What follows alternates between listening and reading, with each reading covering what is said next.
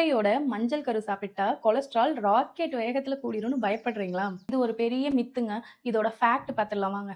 முட்டையோட மஞ்சள் கருல vitamin A இருக்கு. இது உங்க ஸ்கின்னுக்கும் உங்களோட நோய் எதிர்ப்பு சக்திக்கும் ரொம்ப உதவியா இருக்கும். விட்டமின் டி இருக்கு. இது உங்களோட எலும்புகளுக்கு ரொம்ப நல்லது. விட்டமின் B12 இருக்கு. இது உங்களோட நரம்புகளை பலப்படுத்தும். முட்டையில கோலின் அப்படின்னு ஒரு வேதிப்பொருள் இருக்கு. இது உங்க மூளையோட வளர்ச்சிக்கும் ஆரோக்கியத்துக்கும் ரொம்ப உதவியா இருக்கும். வளர்ற குழந்தைங்களுக்கு இது ரொம்ப ரொம்ப அவசியம். இதுல ஹெல்தி ஃபேட்ஸ் நிறைய இருக்கு. சொல்லப்போனா இந்த ஆரோக்கியமான கொழுப்பு ரொம்ப ரொம்ப உடம்புக்கு அவசியங்க.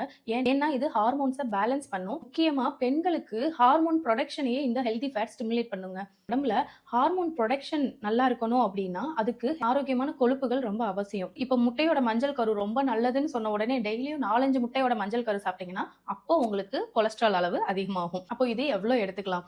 ஒரு நாளைக்கு ஒருத்தர் 1-2 முழு முட்டைகள் எடுத்துக்கலாம்.